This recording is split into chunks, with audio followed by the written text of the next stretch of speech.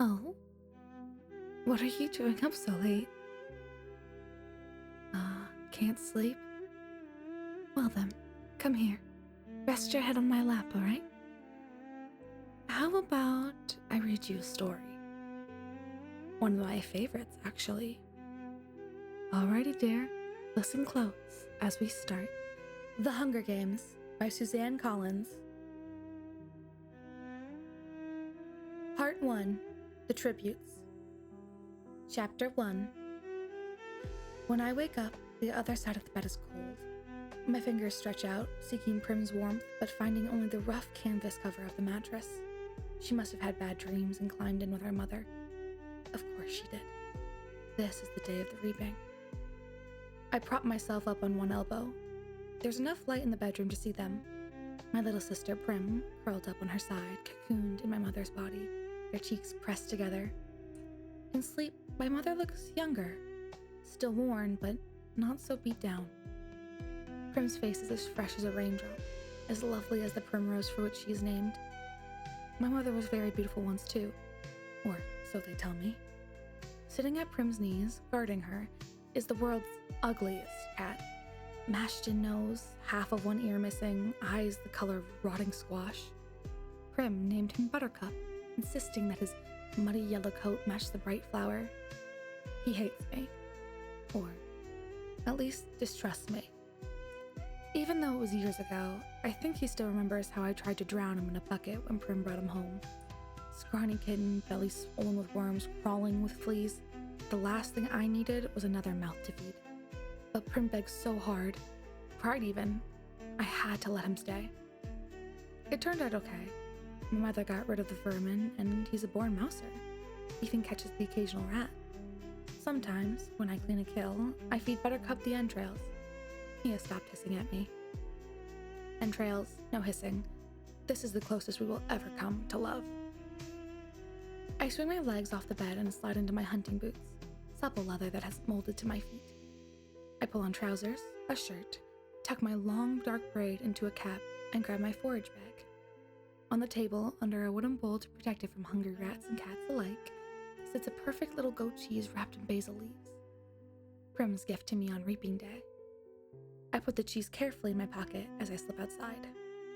Our part of District 12, nicknamed the Seam, is usually crawling with coal miners heading out to the morning shift at this hour. Men and women with hunched shoulders, swollen knuckles, many of who have long since stopped trying to scrub the coal dust out of their broken nails, the lines of their sunken faces. But today, the black cinder streets are empty. Shutters on the squat gray houses are closed. The reaping isn't until 2. May as well sleep in if you can.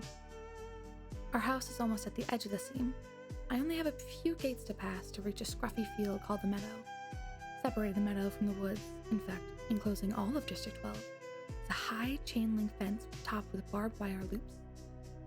In theory, it's supposed to be electrified 24 hours a day, as a deterrent to the predators that live in the woods, packs of wild dogs, lone cougars, bears, that used to threaten our streets. But since we're lucky to get 2 or 3 hours of electricity in the evenings, it's usually safe to touch. Even so, I always take a moment to listen carefully for the hum that means the fence is live. Right now, it's as silent as a stone. Concealed by a clump of bushes, I flatten out to my belly and slide under a 2-foot stretch that's been loose for years. There are several other weak spots in the fence, but this one is so close to home, I almost always enter the woods here. As soon as I enter the trees, I retrieve a bow and sheath of arrows from a hollow log. Electrified or not, the fence has been effective at keeping the flesh eaters out of District 12. Inside the woods, they roam freely, and there are added concerns like venomous snakes, rabid animals, and no real paths to follow. There's always food if you know how to find it. My father knew, and he taught me some before he was blown to bits in a mine explosion. There was nothing even to bury. I was 11 then. 5 years later, I still wake up screaming for him to run.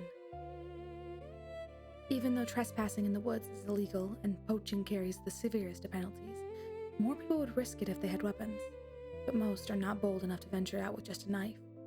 My bow is a rarity, crafted by my father along with a few others that I keep well hidden in the woods, carefully wrapped in waterproof covers. My father could have made good money selling them, but if the officials found out, he would have been publicly executed for inciting a rebellion. Most of the peacekeepers turn a blind eye to the few of us who hunt because they're as hungry for fresh meat as anybody is.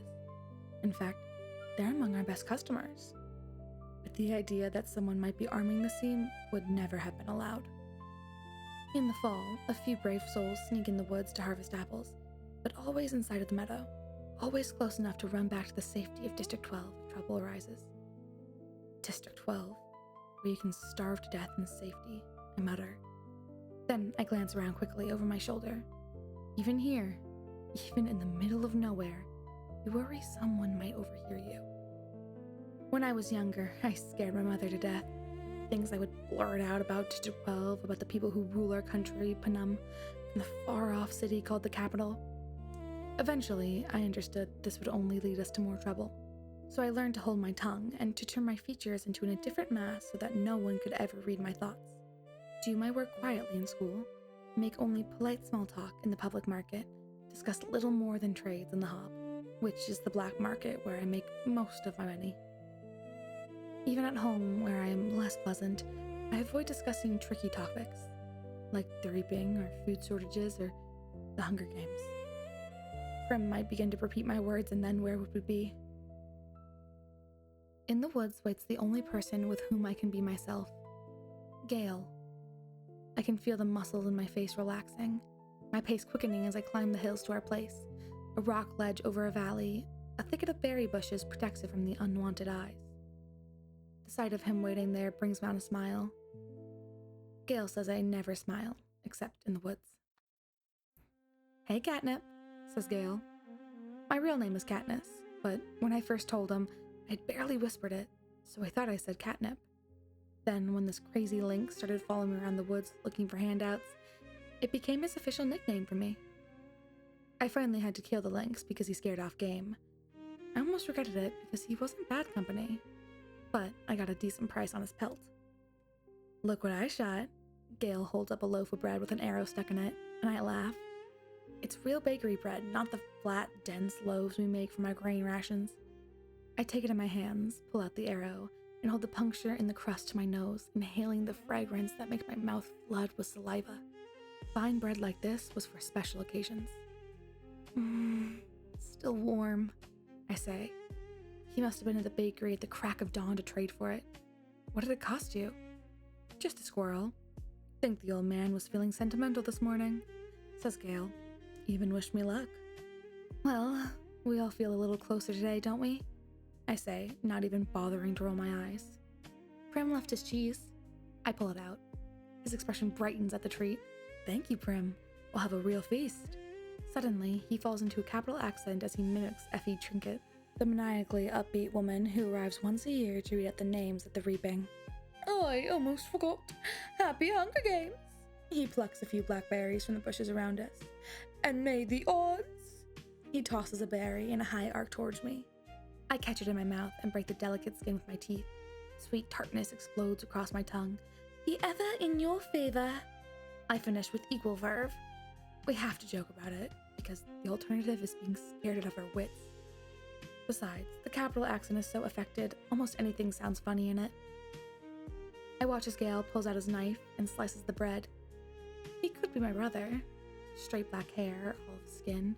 We even have the same gray eyes. But we're not related. At least not closely. Most of the families who work in the mines resemble one another this way. That's why my mother and Prim, with their light hair and blue eyes, always look out of place. They are. My mother's parents were part of a small merchant class that caters to officials, peacekeepers, and the occasional seam customer. They ran an apothecary shop in the nicer part of District 12. Since almost no one can afford doctors, apothecaries are our healers. My father got to know my mother because on his hunts, he would sometimes collect medicinal herbs and sell them to our shop to be brewed into remedies. She must have really loved him to leave her home for the seam. I try to remember that when all I can see is this woman who sat by, blank and unreachable, while her children turned to skin and bones. I try to forgive her for my father's sake, but to be honest, I'm not the forgiving type. Gale spreads the bread slices with a soft goat cheese, carefully placing a basil leaf on each while I strip the bushes of their berries. We settle back in a nook in the rocks. From this place, we are invisible, but have a clear view of the valley, which is teeming with summer life. greens to gather, roots to dig, fish iridescent in the sunlight. The day is glorious, with a blue sky and soft breeze. The food's wonderful, with the cheese seeping into the warm bread and the berries bursting in our mouths. Everything would be perfect if this really was a holiday. If all the day off meant was roaming the mountains with Gale, hunting for tonight's supper, but instead, we have to be standing in the square at 2 o'clock, waiting for the names to be called out. We can do it, you know, Gale says quietly. What? I ask. Leave the district, run off, live in the woods. You and I. We can make it, says Gale. I don't know how to respond. The idea is preposterous. If we didn't have so many kids, he adds quickly. Gale's 2 little brothers and a sister, Prim. And you may as well throw in our mothers too, because how would they live without us? Who would fill those mouths that are always asking for more? With both of us hunting daily, there are still nights when game has to be swapped for lard or shoelaces or wool, still nights when we go to bed with our stomachs growling. I never want to have kids, I say. I might, if I didn't live here, says Gale. But you do, I say, irritated. Forget it, he snaps back. The conversation feels all wrong. Leave? How could I leave Prim, who's the only person in the world that I am certain I love? And Gale is devoted to his family. We can't leave, so why bother even talking about it, even if we did? Where did this stuff about having kids come from? There's never been anything romantic between Gale and me. When we met, I was a skinny 12-year-old, and although he was only 2 years older, he already looked like a man. It took a long time for us to even become friends, stop haggling over every trade, and begin helping each other out. Besides, if he wants kids, Gale won't have any trouble finding a wife. He's good looking, he's strong enough to handle the work in the mines, and he can hunt. You can tell by the way the girls whisper about him when he walks by in the school that they want him. It makes me jealous, but not for the reason people would think. Good hunting partners are hard to find. What do you want to do? I ask. We can hunt, fish, or gather. Let's fish at the lake. We can leave our poles and gather in the woods, get something nice for tonight, he says. Tonight, after the reaping, everyone is supposed to celebrate, and a lot of people do, but at least 2 families will pull their shutters, lock their doors, and try to figure out how they will survive the painful weeks to come. We make out well. The predators ignore us on a day when easier, tastier prey abounds. By late morning, we have a dozen fish, a bag of greens, and best of all, a gallon of strawberries. I found the patch a few years ago, but Gale had the idea to string mesh nets around it to keep out the animals. On the way home, we swing by the Hop, the black market that operates an abandoned warehouse that once held coal. When they came up with a more efficient system that transports the coal directly from the mines to the trains, the Hop gradually took over the space. Most businesses are closed by this time on reaping day, but the black market's still fairly busy. We easily trade 6 of the fish for good bread, the other 2 for salt. Greasy Say, the bony old woman who sells bowls of hot soup from a large kettle, takes half the greens off our hands in exchange for a couple good chunks of paraffin. We might do a tad better elsewhere, but we make an effort to keep on good terms with Greasy Say. She's the only one who can consistently be counted on to buy wild dog. We don't hunt them on purpose, but if you're attacked and you take out a dog or 2, well, meat is meat. Once it's in the soup, I'll call it beef, Greasy Say says with a wink. No one in the scene would turn up their nose at a good leg of wild dog, but the peacekeepers who come to the Hob can afford to be a little choosier. When we finish our business at the market, we go to the back door of the mayor's house to sell half the strawberries, knowing he has a particular fondness for them and can afford our price. The mayor's daughter, Madge, opens the door. She's in my year at school. Being the mayor's daughter, you'd expect her to be a snob, but she's all right. She just keeps to herself, like me. Since neither of us really have a group of friends, we seem to end up together a lot at school. Eating lunch, sitting next to each other at assemblies, partnering for sports activities. We rarely talk, which suits us both just fine. Today, her drab school outfit has been replaced by an expensive white dress, and her blonde hair is done up with a pink ribbon. Reaping clothes. Pretty dress, says Gale. Madge shoots him a look, trying to see if it was a genuine compliment or if he's just being ironic. It is a pretty dress, but she would never be wearing it ordinarily. She presses her lips together and then smiles. Well, If I end up going to the capital, I want to look nice, don't I? Now it's Gale's turn to be confused. Does she mean it, or is she messing with him? I'm guessing the second. You won't be going to the capital, says Gale coolly. His eyes land on a small, circular pin that adorns her dress. Real gold, beautifully crafted. It could keep a family in bread for months. What could you have? 5 entries?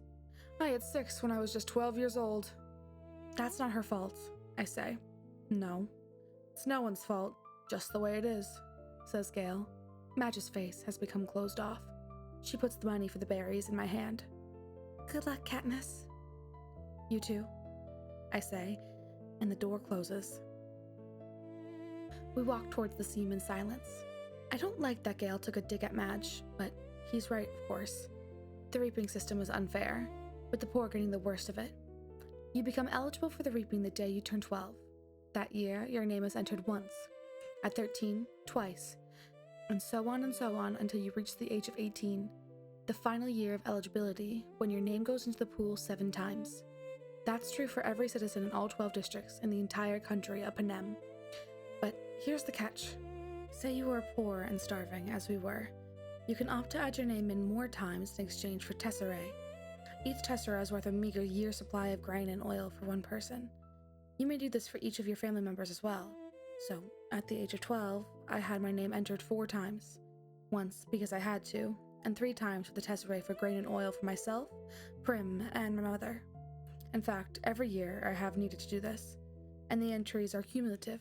So now, at the age of 16, my name will be in the reaping 20 times. Gale, who is 18, and who has been either helping or single-handedly feeding a family of 5 for 7 years, will have his name in 42 times. You can see why someone like Madge, who has never been at risk for needing a tessera, can set him off. The chance of her name being drawn is very slim compared to those of us who have lived in the seam. Not impossible, but slim. And even though the rules were set up by the capital, not the districts, certainly not Madge's family, it's hard not to resent those who don't have to sign up for tesserae. Gale knows his anger for Madge is misdirected. On other days, deep in the woods, I've listened to him rant about how the tesserae are just another tool to cause misery in our district, a way to plant hatred between the starving workers of the seam and those who generally count on supper, and thereby ensure we will never trust one another. It's on the capital's advantage to have us divided amongst ourselves, he might say, if there were no ears to hear but mine. If it wasn't reaping day, if a girl with a gold pin and no tesserae had not made what I'm sure she thought was a harmless comment. As we walk, I glance over at Gale's face, still smoldering underneath his stony expression. His rage seems pointless to me, although I never say so. It's not that I don't agree with him, I do, but what good is yelling about the capital in the middle of the woods? It doesn't change anything. It doesn't make things fair. It doesn't fill our stomachs, and in fact it scares off nearby game. I let him yell though. Better he does it in the woods than in the district. Gale and I divide our spoils, leaving 2 fish, a couple loaves of good bread, greens, a quart of strawberries, salt, paraffin, and a bit of money for each. See you in the square, I say. Wear something pretty, he says flatly. At home, I find my mother and sister are ready to go. My mother wears a fine dress from her apothecary days. Prim is in my first reaping outfit, a skirt and ruffled blouse. It's a bit big on her, but my mother had it made to stay with pins. Even so, she's having trouble keeping the blouse tucked in at the back. A tub of warm water waits for me. I scrub off the dirt and sweat from the woods and even wash my hair. To my surprise, my mother had laid out one of her own lovely dresses for me. A soft blue thing with matching shoes. Are you sure? I ask. I'm trying to get past rejecting offers of help from her. For a while, I was so angry. I wouldn't allow her to do anything for me. And this is something special. Her clothes from her past are very precious to her. Of course. Let's put your hair up too, she says. I let her towel dry it and braid it up on my head. I can hardly recognize myself in the cracked mirror that leans against the wall. You look beautiful, says Prim in a hushed voice. And nothing like myself, I say. I hug her because I know these next few hours will be terrible for her. Her first reaping. She's about as safe as you can get since she's only entered once. I wouldn't let her take out any tesserae. But she's worried about me. the unthinkable might happen. I protect Prim in every way I can, but I'm powerless against the reaping. The anguish I always feel when she's in pain wells up in my chest and threatens to register on my face. I notice her blouse had pulled out of her skirt in the back again and force myself to stay calm. "Tuck your tail in, little duck," I say, smoothing the blouse back into place. Prim giggles and gives a small little quack. "Quack yourself," I say with a light laugh, the kind only Prim can draw out of me. "Come on, let's eat," I say, and plant a quick kiss on the top of her head. The fish and greens are already cooking in a stew, but that will be for supper. We decide to save the strawberries and bakery bread for this evening's meal, to make it special, we say. Instead, we drink milk from Prim's goat, Lady, and eat the rough bread made from the tessera grain, although no one has much of an appetite anyway. At 1 o'clock, we head for the square. Attendance is mandatory unless you are in death's door. This evening, officials will come around and check to see if this is the case. If not, you'll be imprisoned. It's too bad, really, that they hold the reaping in the square, one of the few places in District 12 that can be pleasant. The squares are surrounded by shops, and on public market days, especially if there's good weather, it has a holiday feel to it. But today, despite the bright banners hanging around the building, there's an air of grimness. The camera crews, perched like buzzards on a rooftop, only add to the effect. People file in and silently sign in. The reaping is a good opportunity for the Capitol to keep tabs on the population as well. 12 through 18-year-olds are herded into roped areas marked off by age. The oldest in the front, the young ones, like Prim, towards the back. Family members line up around the perimeter, holding tightly to one another's hands. But there are others too, who have no one they love at stake, or who no longer cares, who slip along the crowd, taking bets on the 2 kids whose names will be drawn. Odds are given on their ages, whether they're seam or merchant, if they will break down and weep. Most refuse dealing with the racketeers, but carefully. These same people tend to be informers, and who hasn't broken the law? I could be shot on a daily basis for hunting, but the appetites of those in charge protect me. Not everyone can claim the same. Anyways, Gail and I agree that if we have to choose between dying of hunger and a bullet in the head, the bullet would be much quicker. The space gets tighter, more claustrophobic as people arrive. The square is quite large, but not enough to hold District 12's population of about 8,000. Light cameras are directed to the adjacent streets, where they can watch the event on screens as it's televised live by the state. I find myself standing in a clump of 16s from the seam. We all exchange tense nods, then focus our attention on the temporary stage that was set up before the Justice Building. It holds 3 chairs, a podium, and 2 large glass bowls. One for the boys, and one for the girls. I stare at the slips of paper in the girls' bowl. 20 of them have Katniss Everdeen written on them in careful handwriting. 2 of the 3 chairs fill with Madge's father, Mayor Undersea, who's a tall, balding man, and Effie Trinket, District 12's escort, fresh from the Capitol with her scary white grin, pinkish hair, and spring green suit. They murmur to each other and look with concern at the empty seat. Just as the clock strikes 2, the mayor steps up to the podium and begins to read. It's the same story every year. He tells the history of Panem, the country that rose up out of the ashes of a place that was once called North America. He lists the disasters, the droughts, the storms, the fires, the encroaching seas that swallowed up so much of the land, the brutal war from what little sustenance remained. The result was Panem, a shining capital ringed by 13 districts, which brought peace and prosperity to its citizens. Then came the dark days, the uprising of the districts against the capital. 12 were defeated, the 13 obliterated. The Treaty of Treason gave us the new laws to guarantee peace and our yearly reminder that the dark days must never be repeated. It gave us the Hunger Games. The rules of the Hunger Games are simple. In punishment for the uprising, each of the 12 districts must provide 1 girl and 1 boy, called tributes, to participate. The 24 tributes remained imprisoned in a vast outdoor arena that could hold anything from a burning desert to a frozen wasteland. Over a period of several weeks, the competitors must fight to the death. The last tribute standing wins. Taking the kids from our district, forcing them to kill one another while we watch. This is the Capitol's way of reminding us how we are at their mercy, how little chance we would stand of surviving another rebellion. Whatever the words they use, the real message is clear. Look how we take your children and sacrifice them. There's nothing you can do. If you lift a finger, we will destroy every last one of you, just as we did in District 13. To make it humiliating as well as torturous, the capital requires us to treat the Hunger Games as a festivity, a sporting event pitting every district against the others. The last tribute alive receives a life of ease back home, and their district will be showered with prizes, largely consisting of food. All year, the capital will show the winning district gifts of grain and oil, and even delicacies like sugar, while the rest of us battle starvation. It is both time for repentance and a time for thanks, intones the mayor. Then he reads the list of the past District 12 victors.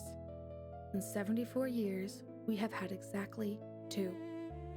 Only one is still alive, Hamish Abernathy, a paunchy middle-aged man who, at this moment, appears hollering something unintelligible, staggering onto the stage, and falls into the third chair.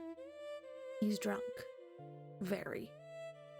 The crowd responds with its token applause, but he's confused and tries to give Effie a big hug, which she barely manages to fend off. The mayor looks distressed. Since all of this is being televised, right now, District 12 is the laughingstock of Panem, and he knows it. He quickly tries to pull the attention back to the reaping by introducing Effie Trinket. Bright and bubbly as ever, Effie Trinket trots to the podium and gives her signature, "Happy Hunger Games, and may the odds be ever in your favor." Her pink hair must be a wig, because her curls have shifted slightly off-center since her encounter with Hamish. She goes on a bit about what an honor it is to be here, although everyone knows she's just aching to get bumped up to a better district where they have proper victors, not drunks who molest you in front of the entire nation. Through the crowd, I spot Gale looking back at me with a ghost of a smile. As reapings go, this one at least has a slight entertainment factor. But suddenly I am thinking of Gale and his 42 names in that big glass bowl, and how the odds are not in his favor, not compared to a lot of the boys. And maybe he's thinking the same thing about me, because his face darkens and he turns away. But there are still thousands of slips. I wish I could whisper to him. It's time for the drawing. Effie Trinket says, as she always does, "Ladies first," and crosses to the glass bowl with the girls' names. She reaches in, digging her hand deep into the ball, and pulls out a slip of paper.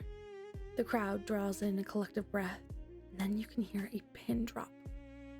I'm feeling nauseous and so desperately hoping that it's not me. That it's not me, that it's not me. Effie Trinket crosses back to the podium, smooths the slip of paper, and reads out the name in a clear voice. And it's not me. It's Primrose Everdeen. What a thrilling first chapter. Though, I can see your eyelids drooping. Come now, let's go to bed. I promise to read you more tomorrow, right? Now just close your eyes and rest.